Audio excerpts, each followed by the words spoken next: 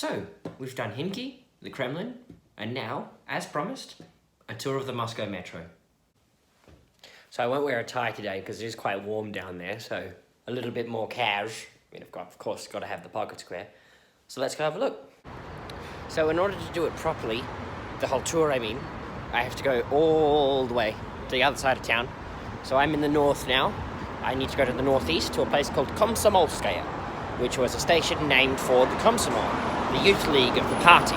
It isn't the entrance to the metro, but rather an underground passageway. You get these less in St. Petersburg, given that St. Petersburg is a coastal city. But yeah, rather than having to cross massive highways and have traffic lights, they just have all of these. Sometimes people set up here, and in some places they have shops and things. But yeah, they're really good. So, I'm here, and I have to go all the way over to here. So I have to go down one stop, take the red line, the brown ring line to Komsomolskaya, and then go all the way to, I think, Teatralnaya, and then from Teatralnaya out towards Park Pobyedo. But I'll show you that later. Metal detector. They've got them everywhere in Russia. 38 rubles, less than $1, which is pretty amazing. And then we plunge into the depths of the Moscow Metro. So this station is Savyolovskaya, and as you can see, it's a good bit more modern, and that's not what I want to show you. What I want to show you is the Red Line, or most of the Red Line, which was the first line that was built back in the 30s to sort of showcase the strengths of socialism, the strengths of Stalinism, that kind of thing. And it's all incredibly beautiful. And all of these modern ones, you know, they look like modern train stations. So, yeah, Savyolovskaya, but let's take a trip back to Soviet times. So one of the best things about the metro system in Moscow is, unlike pretty much every other metro system I've used, where there's a central hub in the middle of the city, and then you have to, if you want to get anywhere, you have to go into the center and then out again. In Moscow, there's 2 ring roads, or like 2 ring lines, and loads of stations, like stations cross one another in dozens of places. So there's no need to head all the way into Okhotny Rad if you want to get somewhere, which is really good and really convenient. So this is the station I need. Slightly older. I need this station, and I need to head to a place called Mendeleevskaya.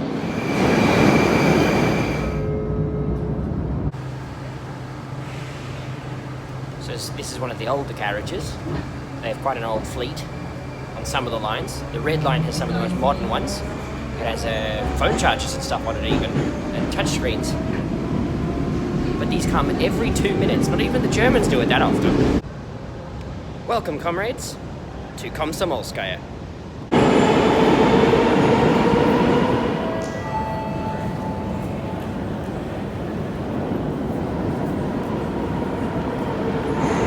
So to give you a bit of background, it's named for the Communist Party Youth League, who played a large part in the workforce that actually built these lines, and it was built in the mid-30s. And apparently, people were lining up to take the first train when it opened for business at 7 in the morning. So it was built, as I said, in the 30s, and we have above me, I've taken some footage of it, murals to the heroes of Russia. So the first ones are like the Red Army, and then Lenin, and then it moves through to Peter the Great, Suvorov, that kind of thing. And then right down the end, near the mural, near the bust of Lenin, we have Vladimir. I think it's Vladimir. It's probably Vladimir, the Tsar who brought Christianity to Russia, although I may be wrong as to who it is. But yeah, so this is Komsomolskaya, the first station on the first line that was built, the Red Line. It's very appropriate, isn't it? Now, I think time to get on the train and head to a place called Prospekt Mira. And now, welcome to Prospekt Mira.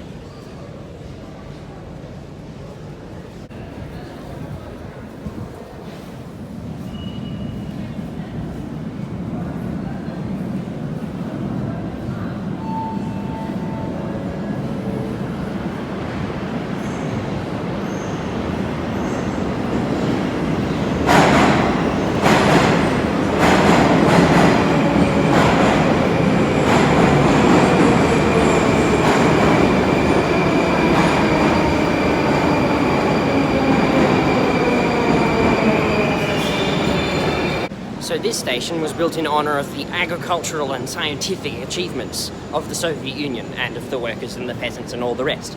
So, and Prospekt Mira means, depending on the context, Mira, as I said, means peace or world. So you could say that Prospekt Mira means World Street or Peace Street, depending on the context, but I think it's more so World Street. So, Prospekt Mira. And now, on to Novoslobodskaya.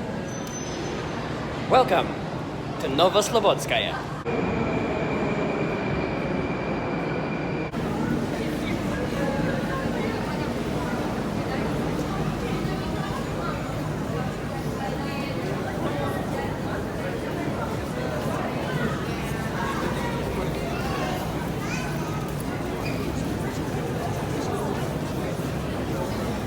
So this station was built to commemorate all the different kinds of workers in the Soviet Union, be they farmhands or intellectuals or musicians or artists or whatever.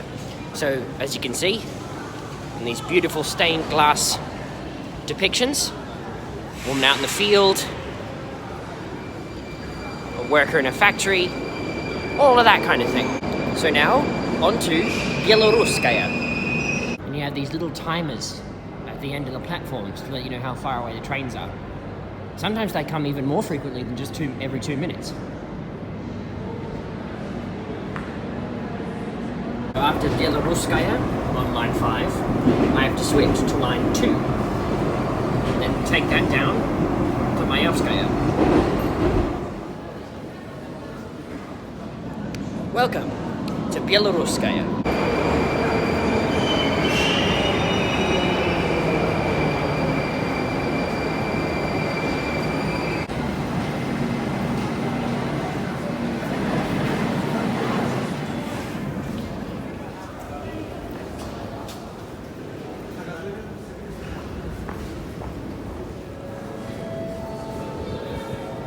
So, Byeloruskaya, built to commemorate the achievements of the Belarusian Soviet Socialist Republic. Belarus and Russia have been connected for quite a long time. Even the name, Bielo means white, Russia being Russia. White Russia, Belarus, Belarusia. That said, Belarus shouldn't be just dismissed as a province of Greater Russia. They have always maintained their own sense of identity. They've always maintained their own sense of independence as well. Actually, it's funny, there's a lot of jokes about the politics of Belarus. So in Russia, you can buy little matryoshkas, little nesting dolls of all the leaders. And the joke in Belarus is that there's only one doll of those nesting dolls. And that's because Lukashenko, the president of Belarus, has been president of Belarus since the fall of communism. So you couldn't have a nesting doll of leaders because he's been the only one. Actually, it's funny, I had a burger yesterday in a food court called the Lukashenko. Had an egg in it, I don't know what made it Lukashenko, but it's just got a burger named after him. Interesting thing about Belarus, and Lukashenko actually, is that so Russia and Belarus are technically legally the same state. It's called the Union State. It's one of the successor organizations to the Soviet Union. And so this was because of a treaty signed in 1992, which joined the two countries together legally in some respects. Like they still have separate border services and intelligence services and all the rest. They are distinct nation states, but they are legally a union state.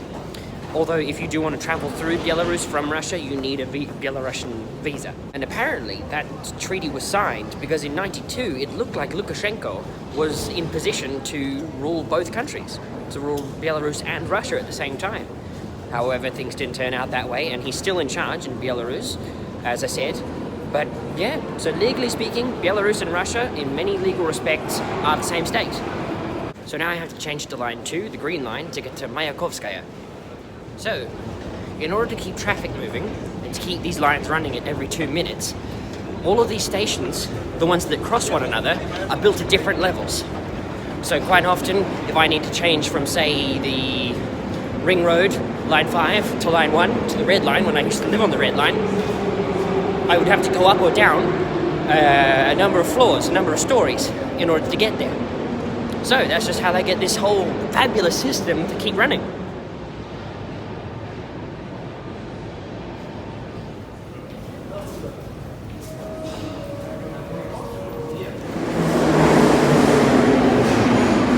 So on a lot of these stations, you have these plaques. Pamiatnik Historii I Kultury, so history and cultural monuments. And we've got Stanция Белорусская, открыта 11 сентября 1938 года. Now, that's not how you actually say 1938, but it's just easier to say it that way. So this means Belarusian station Belarusia, opened on the 11th of September 1938. So there you go. Welcome to Mayakovskaya.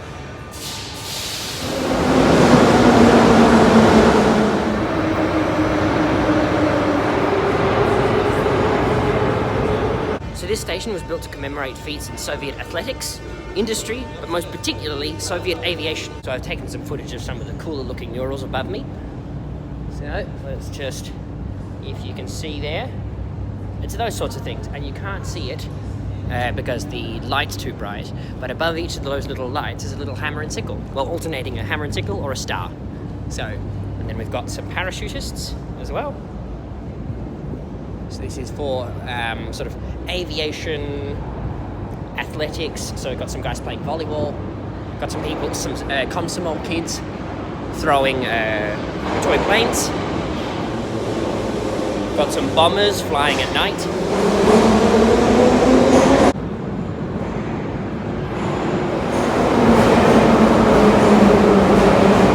So now we have to hop on a train down to Teatralnaya. Welcome to Teatralnaya. Change here to line 3 to get the Ploshad Revolucji, which means the Square of the Revolution. So Teatralnaya clearly isn't as ornate as, say, Komsomolskaya, but it has its own claim to fame because, of course, above our heads is the famous Bolshoi Theatre. Welcome to Ploshad Revolucji. Now, this is one of my favorite stations because, you know, you've got all this red stone, but also you have these statues of all the soldiers, all the soldiers and sailors and airmen and all the rest that took part in the revolution. Hence the name Ploshad Revolucji, the Square of the Revolution. So we've got a sailor there, and you've got a parachutist, although there wasn't really much in the way of parachute troops in the Russian Civil War, but whatever. And we've got the women who fought in the revolution. We've got a farmer, a hunter or a farmer with his dog. Rub it for some luck. There you go. Yeah. So this is Ploshad Revolucji, one of my favorite stations. It's really cool. And it's not just people who made a military contribution. We've also got an engineer here. And we've got a worker. We have farmers. We've got writers and intellectuals.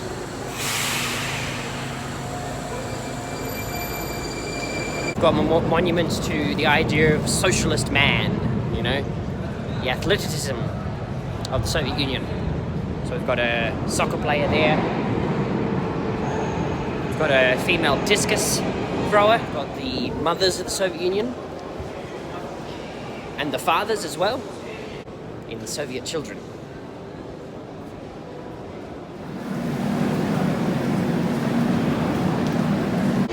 One thing that strikes you coming to these sorts of places is there's a tendency in the West to forget how committed the Soviet Union and the communist world were to equality between the genders. Now, I haven't done a whole huge amount of research on what life was like for women in the Soviet Union, but by all accounts, life for women in the Soviet Union was pretty good, at least until the sexual revolution, when it became, you know, at least gesturing towards parity. Now, of course, as with any system, you know, this wasn't necessarily true in every aspect of life. There was a strong chauvinist streak to a lot of Bolshevik revolutionaries. But that said, women could get divorced, they could vote, they could hold property, they could go to university, all back in the 20s. Indeed, just after unification, a lot of, there was an academic who did a study, and they asked a number of East German men, what's the best thing about the return of capitalism to East Germany? And they said the best thing was that it was easier to get a girlfriend. Now, why was that? Had all East Germans suddenly become Lotharios and really, you know, really good at chatting up ladies? The answer was actually no. The answer was that a lot of the legal protections and a lot of the legal opportunities that had been afforded to women under the communist regime in East Germany and throughout the rest of Eastern Europe and in the Soviet Union had fallen away. So it was women were less independent, at least initially after unification in Germany. And you know, a lot of men were like, well, you know, I've got the job, I've got the work, you know, all of those old laws don't apply anymore. You kind of have to go out with me now if you want to get a house and if you want to be looked after, you know. So it's just interesting to consider the gender politics of the Cold War as well. Often it gets lost in the grand drama of, you know, the Cuban Missile Crisis and Mr. Gorbachev, tear down this wall. Time to hop onto another train and head out to a place called Arbatskaya. Welcome to Arbatskaya.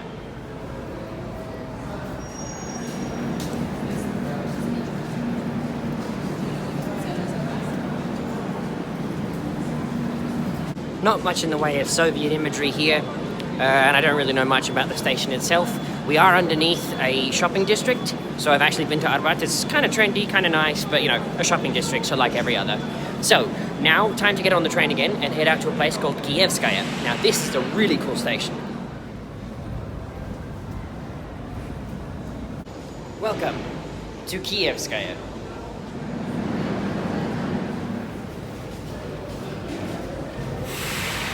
So here we have Kievskaya, and I think much like Belaruskaya, it was built to commemorate the achievements of the Ukrainian Soviet Socialist Republic. So it was one of the larger and more prosperous of the Soviet republics. Ukraine always enjoyed a special place in the Soviet Union. Indeed, it was said that there were two groups that ran the Soviet Union, and the rise and fall of one group dictated who ran the place at any given time. And that was the Leningraders, the people who had their base up in the north, and the Ukrainians. So the Ukrainian ones would have been Khrushchev, Brezhnev, Gorbachev to a lesser extent, that kind of thing. And then obviously Lenin and his crowd were from Leningrad. They had their base up in the north. But Ukraine, along with Kazakhstan, but particularly Ukraine, was always the breadbasket of the Soviet Union. All of its wheat came from there. Most of its food was grown in Ukraine, in the rich and famously rich black earth of Ukraine.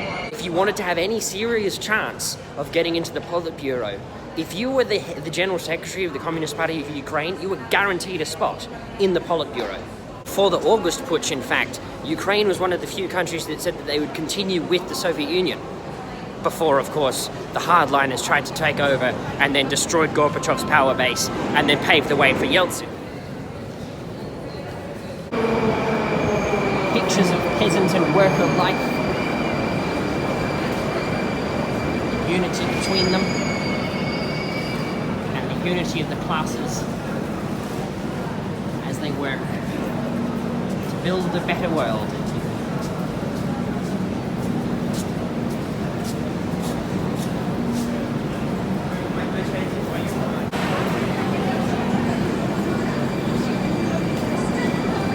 So that was Kievskaya. Now to get back on the train and to go out one more station to Park Pobedy. And as with so many things in Russia, our journey ends with the victory over fascism, the great victory in the great patriotic war. So, welcome to Park Pobedy.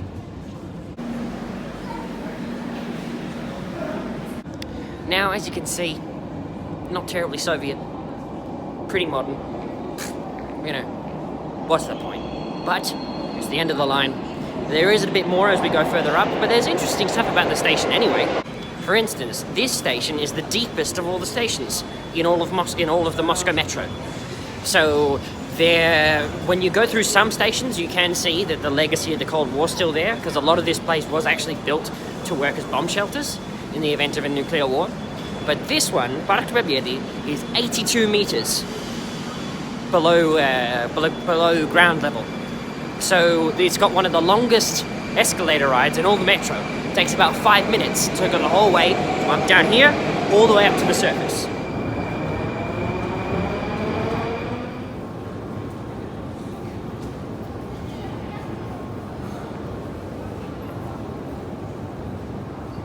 So heading back up to the park again, and we've got this on the walls. Images of victory.